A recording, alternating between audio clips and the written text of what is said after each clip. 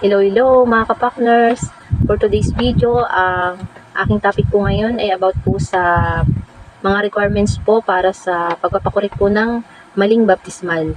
So sa mga nagtatanong po, ito na po ang aking kasagutan kung ano-ano pong mga requirements. Sa mga hinanap pa po ako sa aking page na JM Partners at sa nag-message pa po sa aking messenger, ito na po yung aking kasagutan tungkol sa mga requirements po sa pagpapakorek po ng maling baptismal. So, update ko po kayo mga kapakners.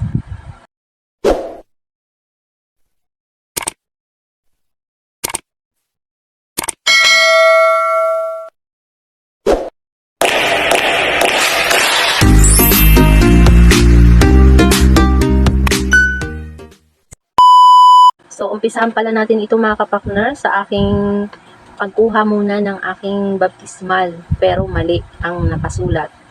At dala ko rin po yung aking birth certificate nung time na ako'y kumuha ng baptismal. At ito nga mga kapakners, napag-alaman ko na mali yung nakasulat sa aking baptismal. So, pakita ko po sa inyo. So, ayun po may bilog. Ayun po yung mali. So, ayan, dalawa mga kapakners yung may bilog at ayun po ay mali. So, ito pong birthday ko at saka yung may mali pong isang spelling ng aking pangalan. So, yung birthday ay buong birth month. Mali po mga kapakners yung may bilog. So, ano po ba ang dapat kong gawin para maipa-correct ko ang aking baptismal? So, sa mga nagtatanong, ito na po ang sagot. So, sinabi ko nga po sa parokya, opisina ng parokya po na kung saan po ako bininyagan. So, nagtanong po ako kung paano ko po ipaayos o mapapalitan pa po ba yun. So, pwede mga kapakners palitan na para tumugma po siya doon sa birth certificate. So, ito po yung binigay sa akin na mga requirements. So, ayan. Nakikita nyo mga kapakners yung may mga check. So, ayun yung dapat ko pong ipasa sa kanila para maproseso po yung aking baptismal, maisatama, na tumugma po doon sa mga nakasulat po doon sa birth certificate ko. Kasi yung pong birth certificate ang dapat pong sundin. So, ayan mga kapakners. So, ipaliwanag ko po ito isa-isa mga kapakners. Itong may mga check kung ano-ano po ba itong requirements na hinihingi sa akin ng opisina ng parokya kung saan po ako bininyagan. So, ang una mga kapakners ay yung PSA, birth certificate. Pwede po ang NSO, PSA, o kaya naman kung wala kang PSA, walang NSO, kumuha ka ng PSA pero labo, hindi mabasa. Pwede po yung magpabuklat ka po sa munisipyo at palalagyan po ng selyo para mapagkilanlan po na ikaw po yun. Katulad po nitong nangyari sa aking PSA, hindi po mabasa. So, pakita ko sa inyo mga kapakners. So, ayan. Ang una mga kapakners, papakita ko sa inyo yung aking PSA. So, ito. Ito siya. So, tingnan nyo mga kapakners. Halos hindi siya mabasa mga kapakners. So, PSA na po ito mga kapakners. Mismo galing na si PSA pero hindi siya mabasa. So, ano po ba yung solusyon ko para magkaroon po ako ng birth certificate na malinaw? So, ang ginawa ko po mga kapakners ay nagpabuklat po ako sa munisipyo kung saan po ako ipinanganak. So, ayan mga kapakners, magpapabuklat ka po kung saan ka po ipinanganak. So, ayan mga kapakners, kung saang lugar ka po pinanganak. So, ito na mga kapakners ang pinabuklat ko.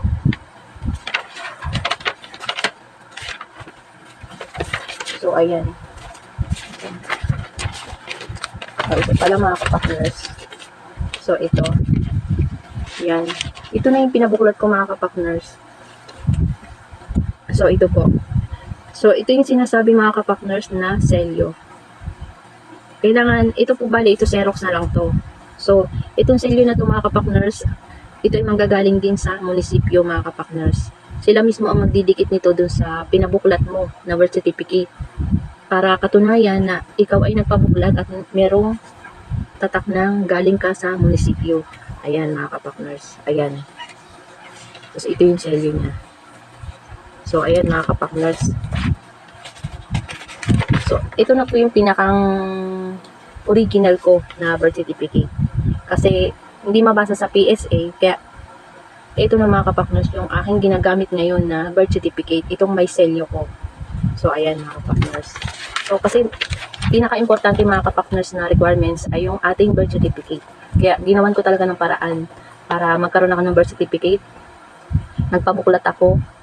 So, pinakita talaga sa akin yung malaking listahan nila na libro. Malaking listahan mismo pinakita sa akin na ganun yung spelling, ganun yung birthday ko. Pero kahit hindi ganun yung birthday ko, pero ayun kasi yung nakasulat, ayun yung kailangan nating sundin. Ayun mga kapakners. So, bali itong aking baptismal, yung birthday ko, tama. Pero, doon sa aking birth certificate, mali yung birthday ko. So, alin ba dapat ang ating sundin? Siyempre mga kapakners, yung ating birth certificate, kahit hindi yun yung birthday natin, pero ayun yung nakasulat na doon, hindi na yun mababago. So, ang kailangan natin baguhin, itugma natin yung baptismal natin sa ating birth certificate. Kahit hindi yun yung totoong birthday natin, kailangan lang natin itugma. So, ayan mga kapakners. So, ayun mga kapakners, okay na po ba tayo doon sa ating birth certificate? So, pangalawa mga kapakners na requirements, yung ating Form 137. So, ito siya mga kapakners, number 2. Ayan, may check siya mga kapakners. Sa tanong, saan po ba pwede kumuha ng Form 137? So, ang sagot yan mga kapakners ay last attainment po kung saan ka po huling pumasok na school. Kung halimbawa, graduate ka po ng elementary, high school, doon po kayo kukuha. Doon sa opisina po. So, ayan. Ano po bang requirements sa pagkuha po ng Form 137? Hindi po ba mahigpit? Mga ganun, mga kadalasang tanong yan, mga kapakners. So, ito na mga kapakners ang aking sagot. So, hihingian ka po ng valid ID, birth certificate, syempre. Tapos, bali, pakita mo na rin po ito dun sa makakausap niyo po sa school. So, bali, ito isabihin niyo po ay requirements po para sa pagpapakorek po ng aking baptismal. So, ayan. Madali lang mga kapakners kumuha, basta makapag-usap ka lang po ng maayos mga kapakners. So, ayun, mga kapakners, okay na po tayo sa Form 137. So, pangatlong documents mga kapakners na kailangan. Kung meron po kayong Voters Registration Record or SS Membership Form E1 or GSIS Membership Form, Employment Record or Passport, any documents below po doon sa aking nabanggit. So, ang meron ako mga kapakners na dala ay ang Voters Registration Record. Yun yung aking dala mga kapakners. So, ito siya mga kapakners. Yan, itong may check na ito mga kapakners ito. So, ayan mga kapakners. Ano po ba yung Voters Registration Record? Saan po ba pwedeng kumuha nun? So, ang sagot yan mga kapakners ay doon po kayo pupunta sa munisipyo kung saan po kayo bumuboto. So, ayun mismong municipal po ng kung saan po kayo botante. So, ayun mga kapakners. Ano po kayo tsura ng Voters Registration Record? So, pakita ko sa inyo mga kapakners. So, ito siya mga kapakners. Ayan. Bali, may picture ko siya mga kapakners. So, kita nyo ba? Ayan. May picture ako niyan. So, ito yung pangatlong proofs ko mga kapakners na ako ito. Ako yung nasa baptismal at sa birth certificate ay isa. So, ayan mga kapakners, may picture ko pa, di ba?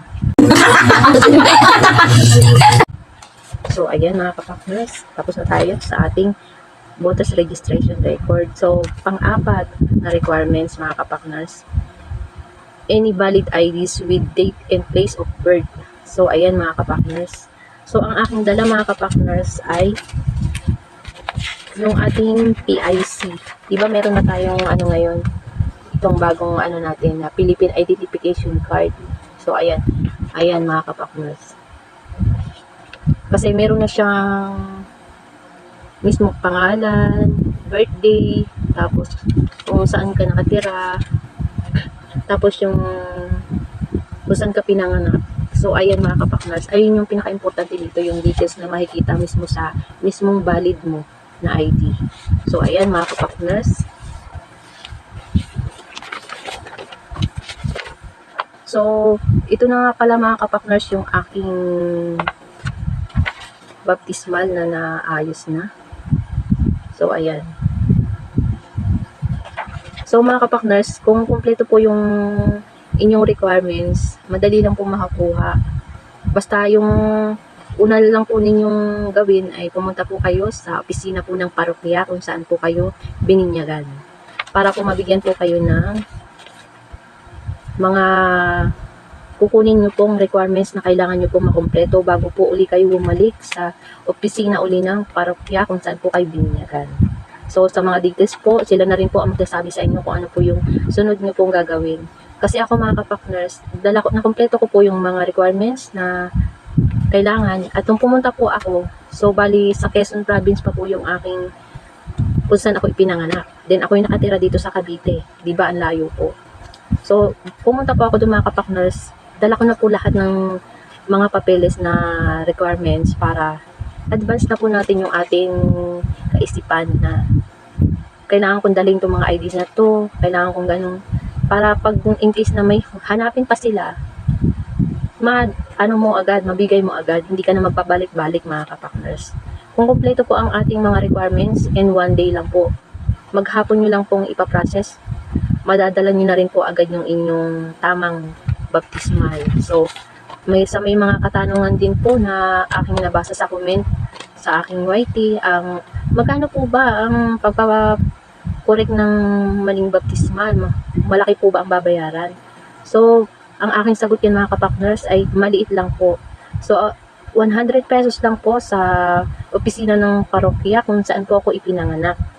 So, 100 pesos din po sa opisina po ng obispo. Yung opisina po ng mga pare. 100 pesos lang din po yung inyong babayaran. Kung meron po kayong sasakyan, free na po kayo sa pamasahe. So, sa akin po, ako po ay na-commute lang. Kaya ako ay napalaki yung gastos ng pabalik-balik. Nakailang balik po ako. Kung napanood nyo po yung aking video, nung ako'y kumuha ng aking baptismal, ako'y nagpatama ng aking baptismal, commute lang po ako noon at nagpabalik-balik po ako. Kaya medyo napalaki po yung gastos ko sa aking pag-commute, sa transpo. Okay. So, sa bayad po sa 200 pesos lang po yung inyong babayaran. Maliit lang po. So, ayun mga kapakners. Sana po ay kayo ay may intindihan, natutunan sa aking paliwanag at kasagutan sa inyong mga tanong mga kapakners. Sana po ay nakatulong ako sa mga nagtatanong at sa hindi pa po alam yung mga requirements. So, panoorin nyo po itong aking video para maintindihan nyo po. So, kung hindi nyo po masyadong naintindihan, mag-comment lang po sa comment section sa baba ng aking video. At willing po akong sagutin ang inyong mga tanong mga kapakners. So, hindi ko na ito mga kapakners papahabain pa at maraming salamat po sa inyong patuloy na pagsuporta sa aking YT. Sana po, huwag po kayong magsawang panoorin ang aking YT. Thank you so much po sa inyong panonood. God bless us all.